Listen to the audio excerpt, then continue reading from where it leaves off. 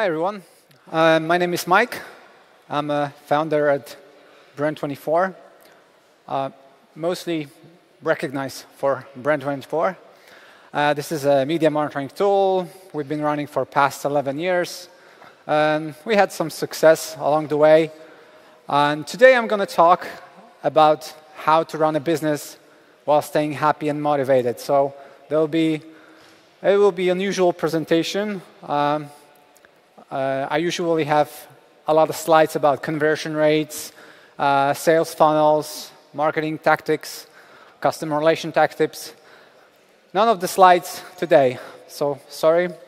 But I hope the keynote today will be beneficial not only for people who are running a business, but I hope that tips and tricks that I'll share today, you'll be able to adapt and you'll be able to use them regardless if you're running a business or not. So, just to start on, am I happy? That's a pretty weird question. It took me 30 years to start asking myself this question, and when I started to ask myself this question, I realized that I was going through a depression. And people rarely talk about going through a depression. Actually, depression is one of the 4 most key health issues noted by WHO. And actually, over 300 million people suffer from depression on a daily basis.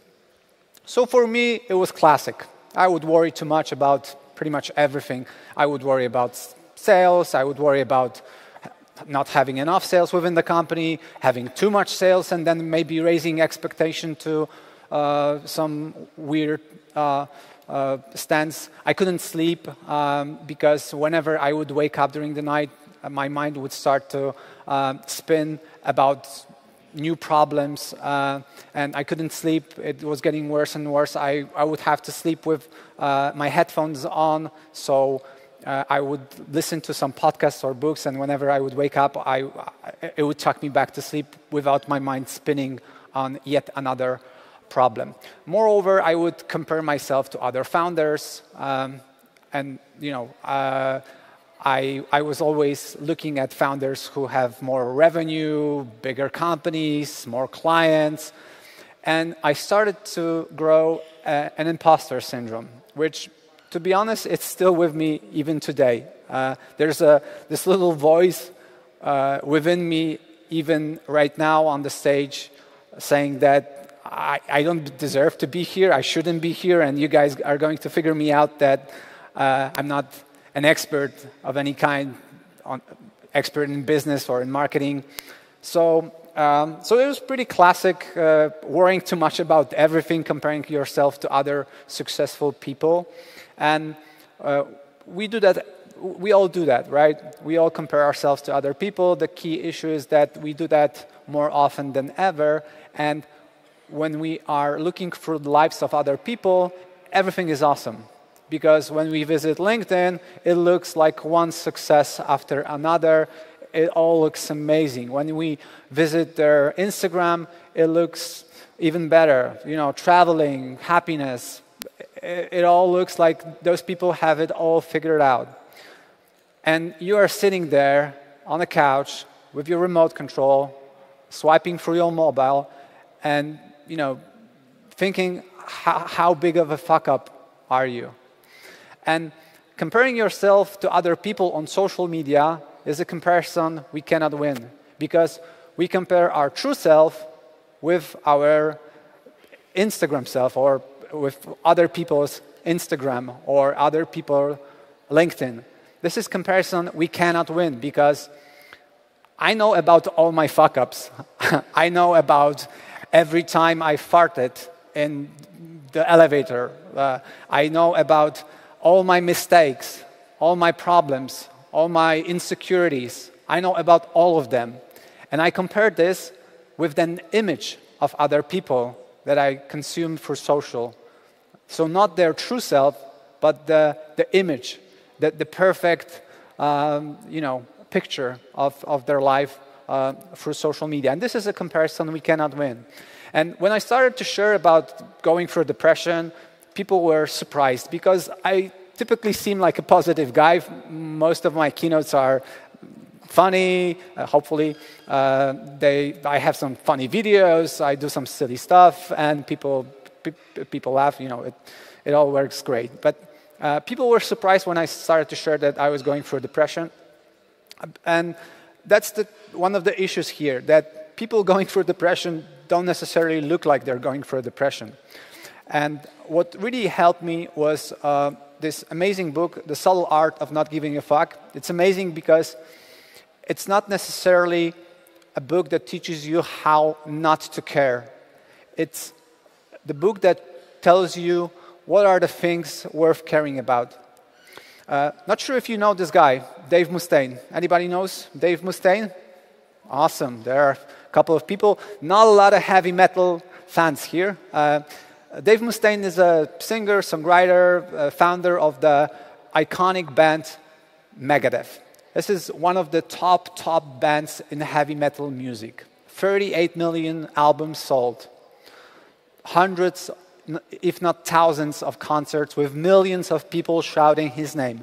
Yet, in most of his interviews, Dave is saying that he considers himself a fuck-up, a failure. And he often shares that he had suicidal thoughts. And we could wonder how this may be, that a successful guy like this considers himself a fuck-up. Because from our perspective, he's one of the ultimate success stories. But when we start to learn more about Dave, we realize that his previous band expelled him. And his previous band was Metallica, who sold 125 million albums. And it's difficult to win comparison versus Metallica. So what the story tells is that happiness is often unrelated to external factors. And this was actually supported by this amazing study from Harvard, probably one of the longest studies out there, the study of over 700 men over tens of years. So various men were tracked, their mood, their station was tracked. Those were businessmen, celebrities, homeless people, very different people from various spectrums.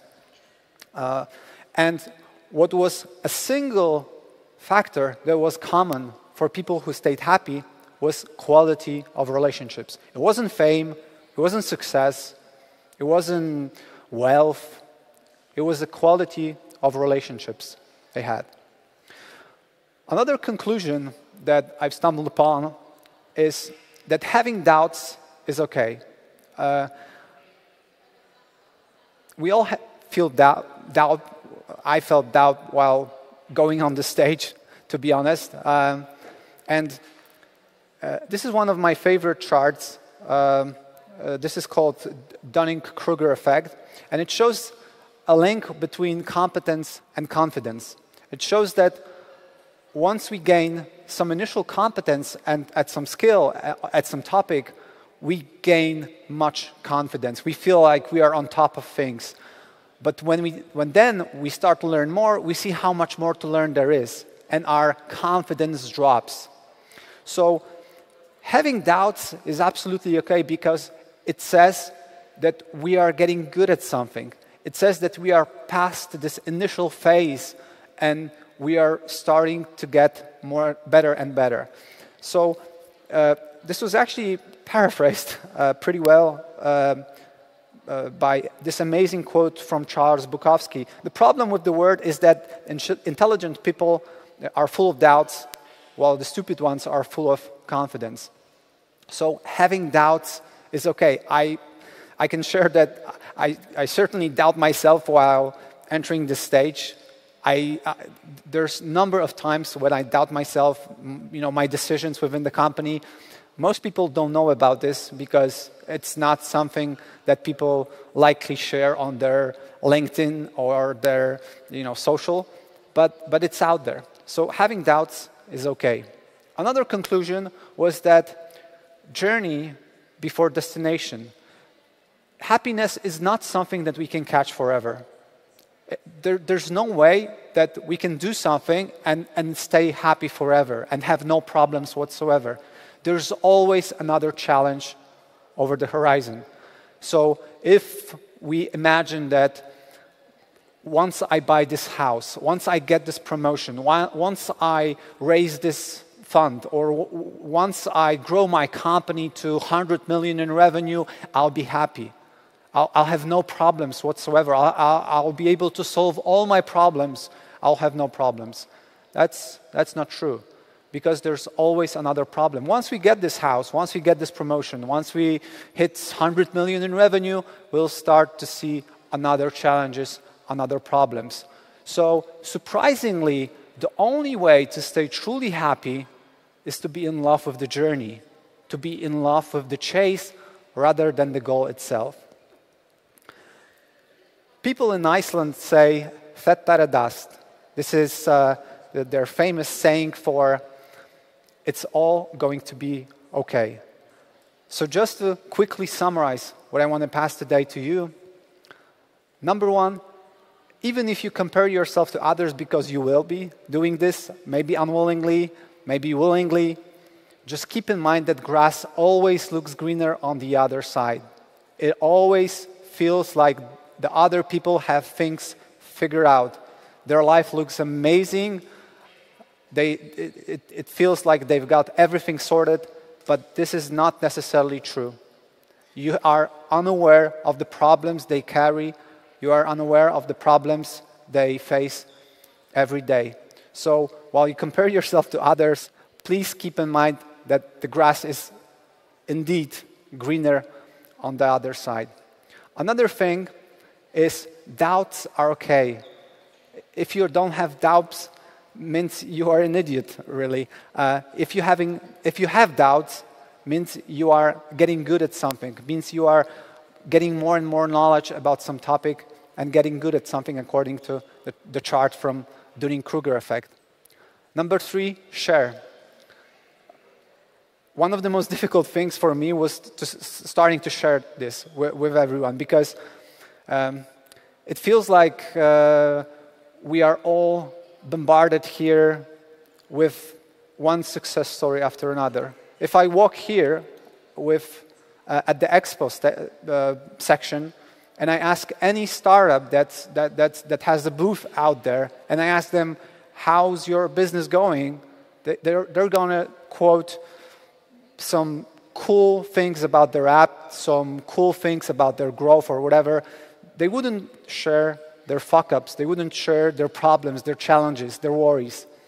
And that's one of the problems here, because until we start to share, there's no way anybody will be able to help us, because most people don't know what we're going through.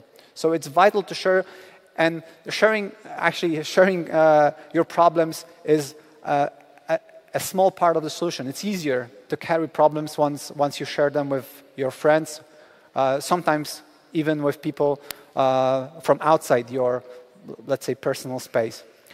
Number four, journey before destination. So be in love with the chase. Be in love with the journey, because that's the only way to stay truly happy. There's no way we can grab happiness forever, and to be permanently happy, or to be happy as much as we can be, the only way to do that is to be in love with the chase. And the last but key, relationships are the key. The quality of relationships is the key. So while we all chase for success, for revenue, for a promotion, for funding, for a new house, let's all keep in mind what's truly important in life. Thank you so much.